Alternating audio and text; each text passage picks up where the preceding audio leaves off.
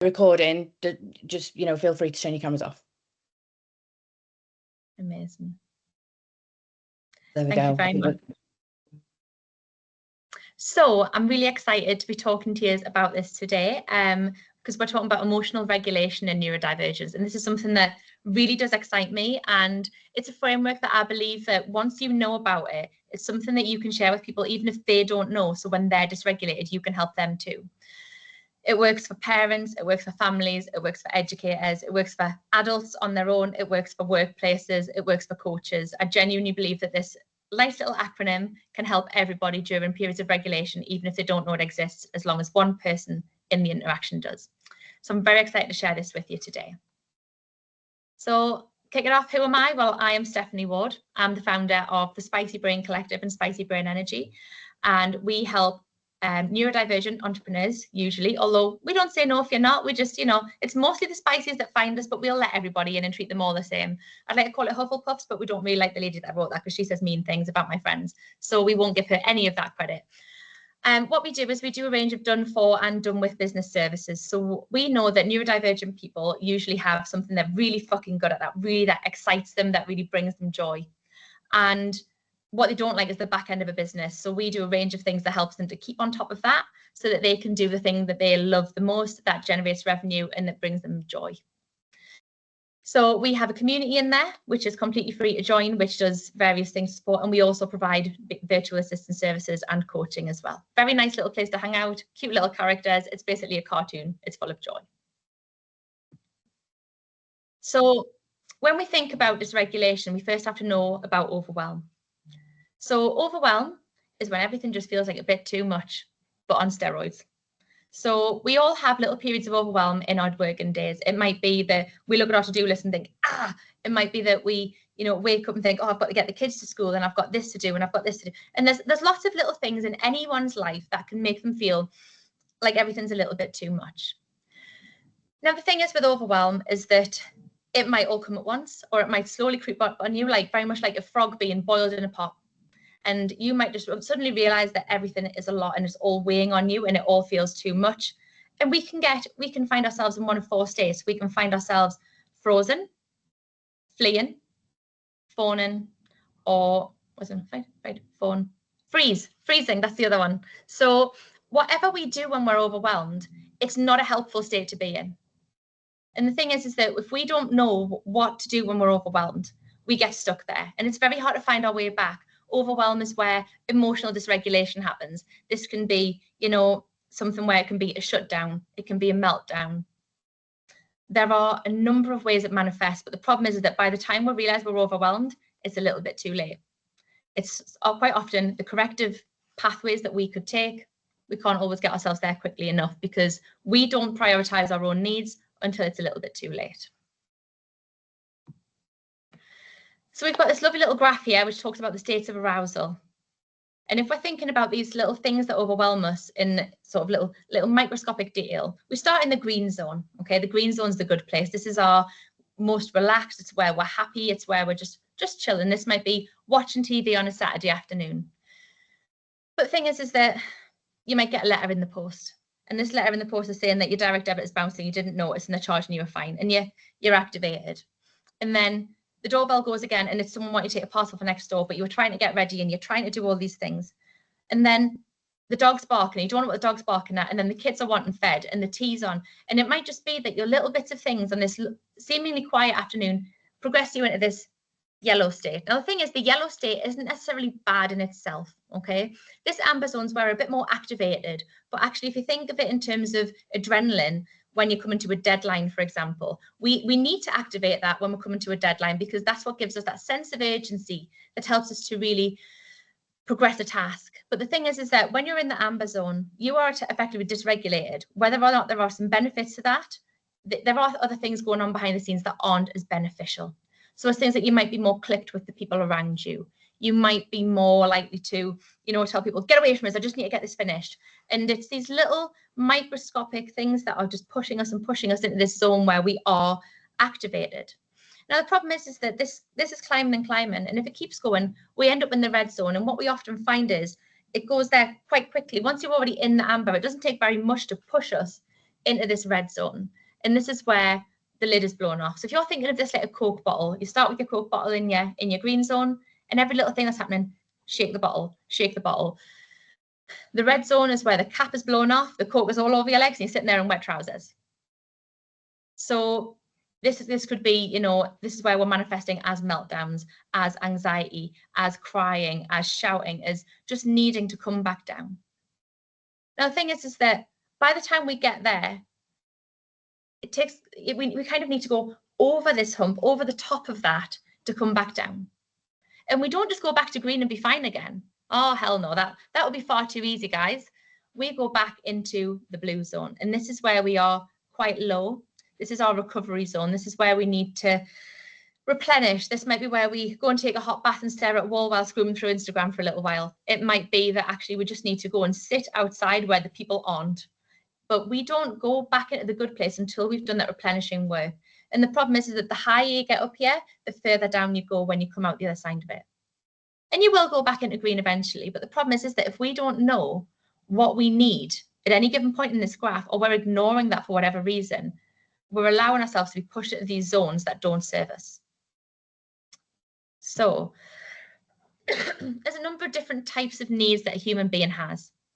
And the thing is that, you know, we've got this whole like Maslow's hierarchy of needs. There's this whole thing that we need to have different, you know, our physiological needs. We need to be fed, we need to have slept. But as we go up, there's things that might seem less important, but I don't think they are. These are things that actually, if the foundations are unstable, the top doesn't work as well. But we need all of these things as human beings. And we might need them all at different times. So we're looking at our physiological needs. We are looking at the biological. Do you need the bathroom? Do you need to eat food? Are you breathing? Are you feeling well in yourself? We've even got emotional needs. So that could be things like, you know, do you need human contact in terms of hugs? Do you need affection? Do you need attention from others around you to make you feel okay? We've got our psychological needs. So, you know, what makes us feel mentally well? Is it that we need to, you know, go and do things for ourselves? Is it that we need to have, you know, therapeutic intervention to keep us staying well? Because realistically, life is hard right now. If you're looking at the world around you and you aren't scared, you're not paying attention. We are living in a very, very scary time, which psychologically makes us feel a little bit off kilter all of the time. And then the sensory needs. So I've got this lovely stretchy pair of pants on today, and I can tell you now the waistline is making me itch. There's one little bit of it that seems to have got a little bit of something, and it's annoying me. But if we've got something like that in our periphery all day nagging at us, as soon as I'm done with this, these pants are coming off and I'm putting my jam bottoms on, I'm telling you, because these pants are going to annoy me. But if that's something that's happening in the background for me all day, it's just one little thing that's going to push me into that zone. It could be that you've got loud noises. The hotel I'm staying at, there was a wedding at the weekend, and it sounded like they were sacrificing their toddler. So I'm trying to get my work done, and there is a screaming child. It's like, what are you doing to that child? Stop it immediately. But, you know, these sensory needs, we don't give them enough credit to how much they steer us off our course. We've got financial needs. You know, we all have bills to pay. We all have lights to keep on. We all have financial commitments. We might have a car on finance. We might have a mortgage. We might have rent. But all of these things to feel safe and well, a lot of it requires money. So for our financial needs, if we've got a lot of debt, a lot of stress, even if that's not actively being a problem during the day, it's something in the back of our head that makes us easier to dysregulate. And, you know, we've got these interpersonal and connection needs. So I know that when I'm alone with my thoughts, that is a really dangerous place to be. So I know that actually on Friday, when I was in a hotel room, ringing 4 of my friends was the best way to spend my time, because I need connection to be well. And it could be that, you know, we have passions to pursue, like in our education, like in our vocation, in our careers. And if those aren't fulfilled, if we're doing a job that we hate, if you're sitting there selling new build houses when your passion is to be a coach, that's going to make you feel a little bit crap all the time, because you know what you want to do and you know that there's something stopping you. So all of these things feed into how well we feel and whether we are feeling in the green zone, in the good place, or whether it's actually just a little factor that's feeding us further and up into this zone of dysregulation, into the amber and into the red. So how do we tackle it? We all know when things go wrong, it's bloody hard. And if you're looking at, you know, things like autism, you're thinking around, you know, is it that they're going to a meltdown and we can't control our behavior and we're just lashing out at everyone around because we need them to go away? Do we go into shutdown and lose the power of speech? What happens to us when things go wrong? When it happens, it's hard to communicate. We can't say what we need. We can't even think about what we need because all we can think of is, are we flying? Are we fighting? Are we falling? Are we freezing? We can't think about, how do I get out of this? And quite often this, in the hard place, creeps up so quickly that we didn't have a chance to course correct. Now, the thing is that when we are in these places, there are lots of ways people can respond. And for me, one of the worst ones is, tell me what you need. Because I don't fucking know what I need. If we are dysregulated, if your child is dysregulated, if someone around you is dysregulated, they might not be able to say, this is what's going to put that right for me. The wrong response can fuel or escalate dysregulation. If you think of a child having a meltdown and you give that child a hug, and the last thing they want is to be touched, they are going to hurt you. They're not going to do it because they want to hurt you. They're going to do it because they want to be away. And the reaction is to fling. And that's how people, these things can go wrong. If you give someone the wrong reaction when they're not okay, it's not going to put them back into the good place. It's going to steer them further into the bad place.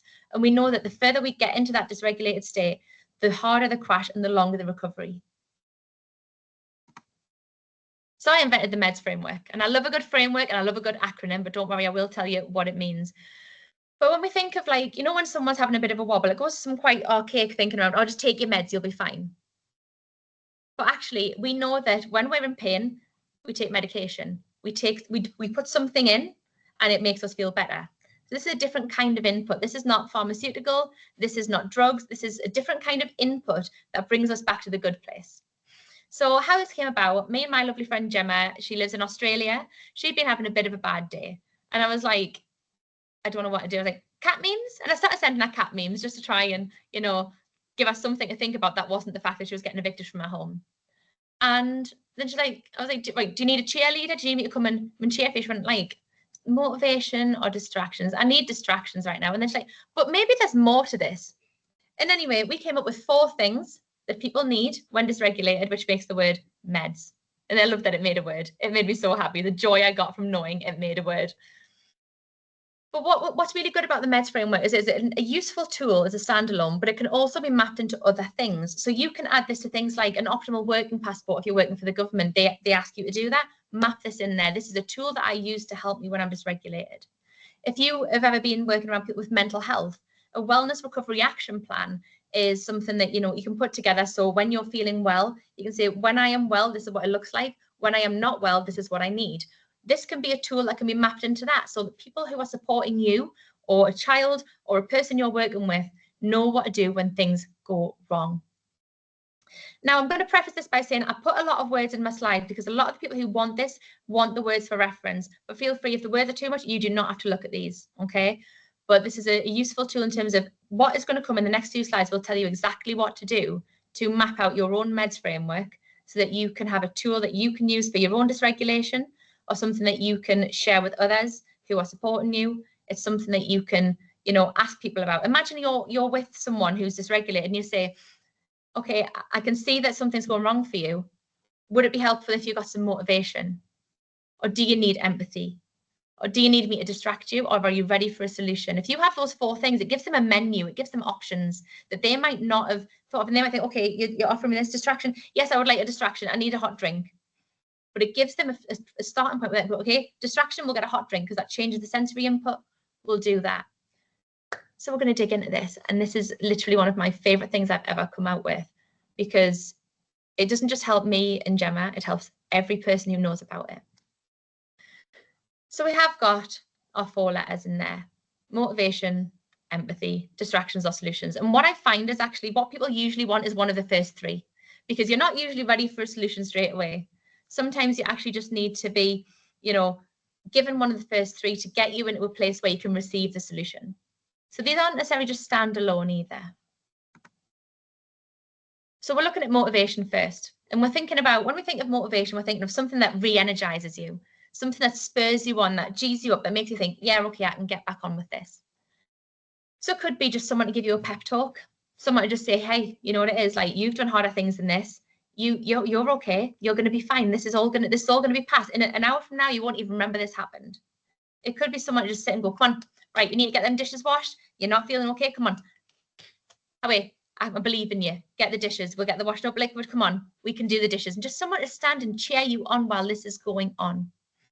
It could be that you need to be reminded of what your mission is. So, you know, it could be in business, we all suffer setbacks from time to time, myself included. And actually, on the worst days, when I have to think about why do I keep going, I think about the clients I'm serving and how I have an impact on their life. I think about the staff I employ and how they all have their various needs and how I'm able to offer them an employment opportunity that allows them to thrive. It might be about something completely different. It might be about my little boy. My little boy deserves to grow up in a world where there are employment opportunities that work for a child like him. And sometimes you just need to be reminded of your why, which motivates you into taking that action and getting out of that funk and moving forward. It might just be a reminder that you're awesome. Or it might actually be, how do we incentivize this? So how do we, you know, gamify it? How do we, you know, bring things in that are going to make this feel like, you know, you do the thing, you get some chocolate at the end. And, you know, there's apps for this. There's something called Finch that one of my clients uses that if you set things off, you get little prizes for your little character.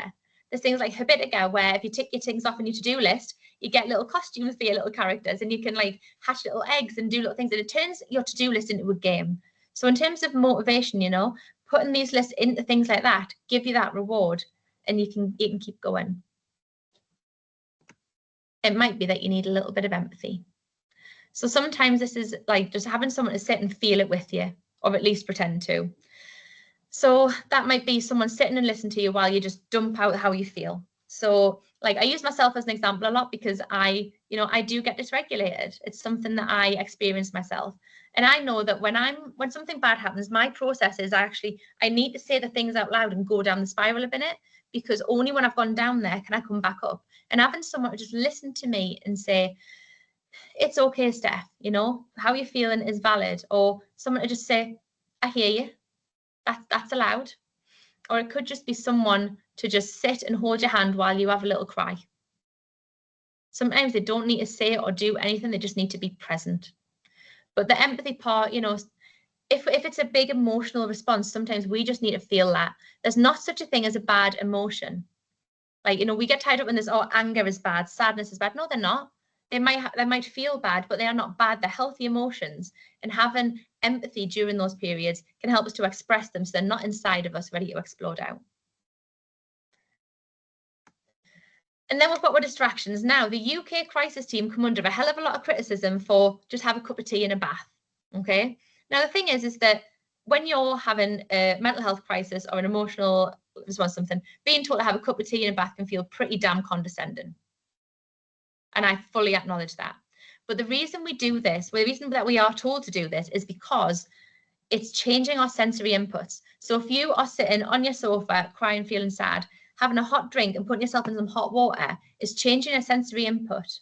If you are in your house when you get dysregulated, go outside. Even if it's pouring down with rain, because it's a different sensory input, it changes what your body is feeling and it distracts you from the thing that was getting you down. So it might not be a cup of tea in a bath. Okay, I personally hate tea. Like I've got tea bags in my hotel room, and honestly, I wish they weren't in here, because the fact that they exist just annoys me today. But it could be, you know, having a cup of coffee. It could be having an ice lolly, something that feels cold. Think of distractions as sensory input. It could be, you know, getting that change of scene, going for a little walk. It could be going to a different room in your house. It could be, if you're in the workplace, going and sitting on the toilet and crying in the toilet for a minute if you need to, you know, be in a different space. Have a snack. Quite often when we are not feeling good, food and drink have a role to play, especially in the male population. I went on training about boys when my little boy was about 2. And when people who are male gendered or who have higher male hormones are hungry or thirsty, they are much more likely to be showing like behavioral issues. So get a drink of water, get a snack, put something in there. Okay, hungry is a real emotion.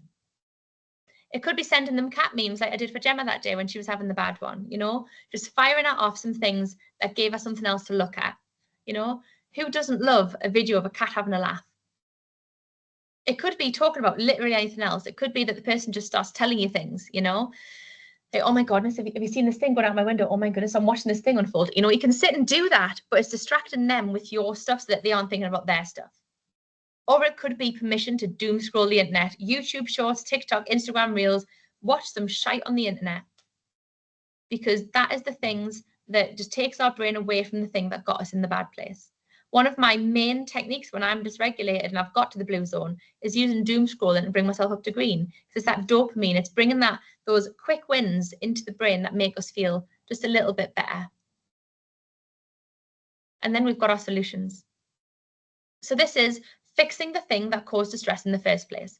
Now, as I said before, quite often when people are not okay, they need the motivation, the empathy, or the distractions first. Because quite often, if you've got someone who's so far dysregulated that they can't formulate speech, giving them a solution is not going to work. They need something else to bring them to a place of being receptive to solutions. And one of the hardest things, I think, as a neurodivergent is that me and my people want to offer solutions first because we just want to fix other people's problems. We want them to feel okay. And that's not what they necessarily need. So once you've got them to a place where they're ready to receive a solution, we work with that. And this involves a lot of creativity because no solution, there isn't a set solution for anything because you do not know what got them there in the first place. So it could be that, if it was a communication breakdown, do we need someone to go and speak to someone else on our behalf and say, hey, I'm really sorry that this person's had this interaction with you. This is what went on for them. Can we take it a few steps back and work out where the breakdown went on so we can move this forward? It could be that something's broken. If you've physically dropped a plate on the floor and it had food on it, just felt a little bit too much. Actually, do we just need to sweep the plate up, clean up the food and just order a takeaway? Does that fix that? It could be if you've got a huge list of things, having someone sit and just break that down for you / with you. Having someone say to you, okay, you're struggling with this task.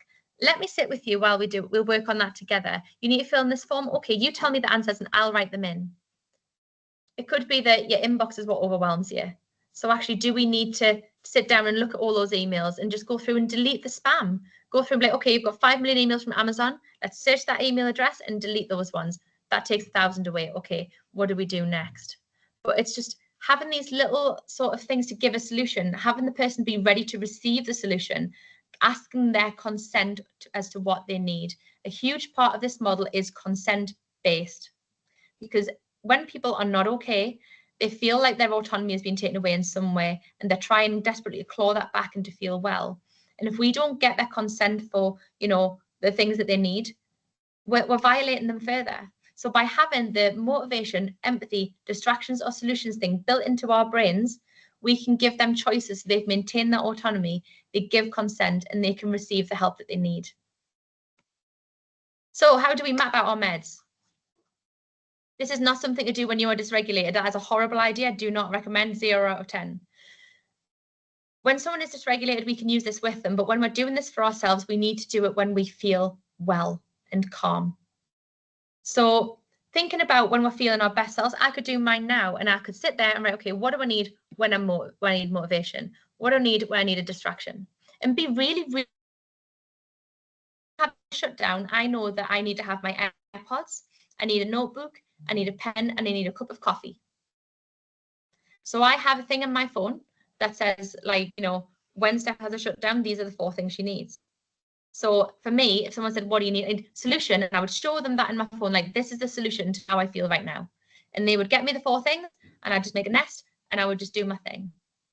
But be really, really specific because you don't think you're going to be able to communicate what you need in the moment.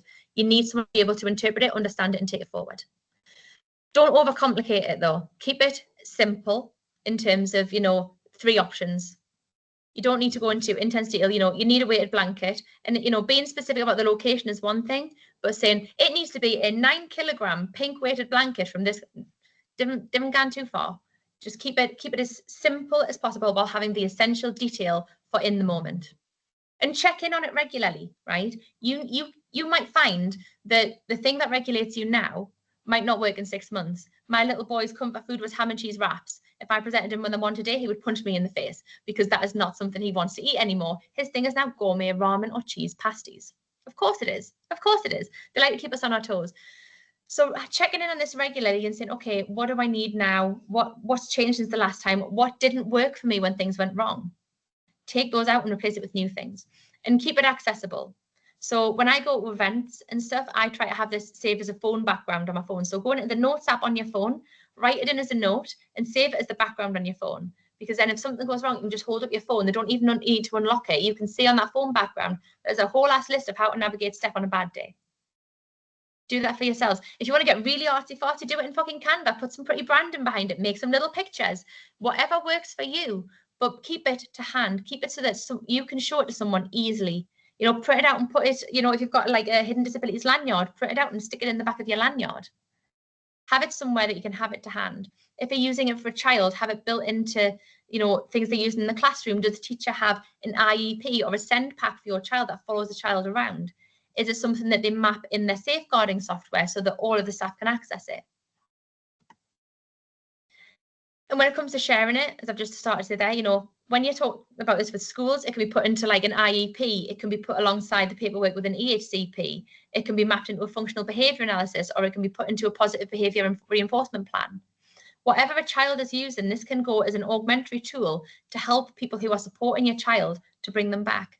If you're in the workplace, it can go into your HR files, it can go into your wellness recovery action plan, it can go into your you know, into your what's it called, the optimal working passport, or you could even have a guide in your email signature. So somebody I know does this really well. It's like, this is a quick handy guide of how to work with me, and there's a page of like, this is how to get the best out of me, and there was a page of this is what happens when things go wrong, and it's basically his meds framework mapped in there. But it's having it so that your workplace can use it with you. And you can share it with your friends. So I know that when I'm out and about, my friends know me really well in terms of Steph forgets to eat regularly. So I know if I'm getting a little bit wobbly, my friends will be like, Steph, you haven't eaten or drank in like 4 hours. Here is a sandwich and a snack. My friends know that if we're walking anywhere, they will check and be like, hey, is your leg okay? Do we need to stop for a second? Because I don't think of my own needs.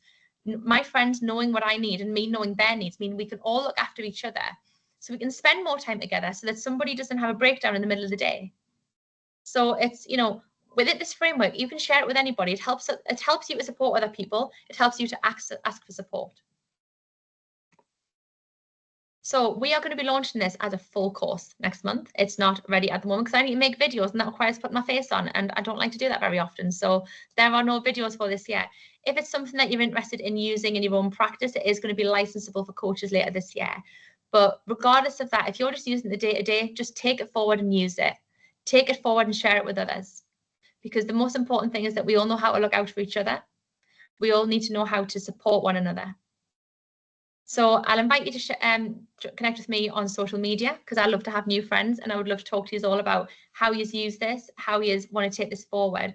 But I'd like to open up to questions if anybody's got any, if anyone's got any feedback, anything that you would like to bring to the table. I would love to hear that.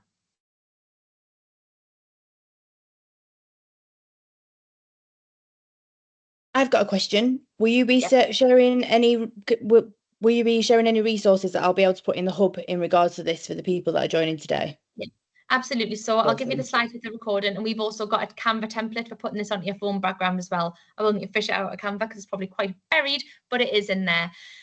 So it is a phone background that you can edit in Canva and put your own sort of, when I need motivation, this is what I need, empathy, this. So you can create your own phone background as well. There is a handout. I feel like there's a handout. Neve, can you write that down for us, please? And I'll have a look. Because I feel like we've got a handout for this as well. But it's just things that, you know, the handout goes really well in with like the IEPs and the EHCPs too. Yeah. So if you just send them to me, I'll put them into the hub, and all the hub members will be able to access them as well. Absolutely. Also, I just want to say thank you very, very much for your time and your expertise. And does anyone else have any questions before you go? And if you do have any questions that you think of later on, because it's really hard sometimes to do it in the moment, then just drop me a message and I'll send them across, and I'll make sure I get the answers for you. Or badger her. Absolutely. I very much invite questions, because like I say, this is one of those things where I've put it together. It's, you know, a tool that I've tried on people and it works. But if you've got anything that you think would feed into this that would help other people, please share it, because the thing is, when we're all sharing these things with each other, we all learn from it. So if there's anything that, like, I know my autistic trait is, I think I know all of the things that you know, and you think you know things that I know. So I miss whole gaps in whole conversations. So I'm always open to feedback. And if you think there's something I've missed here that would be useful, please do share that with me, because this is, you know, it's not a fixed construct. It is something that is fluid and developing, and that needs to be shared with the world. Which is basically the whole point of the hub, because we all have all bits of information that we can add together to help support each other. And, you know, I wouldn't have come up with this. So again, thank you ever so much for putting this together. And I think I'm going to stop recording now. Go for it. And then that way, if anyone wants to say anything once it stopped recording, you can. Absolutely.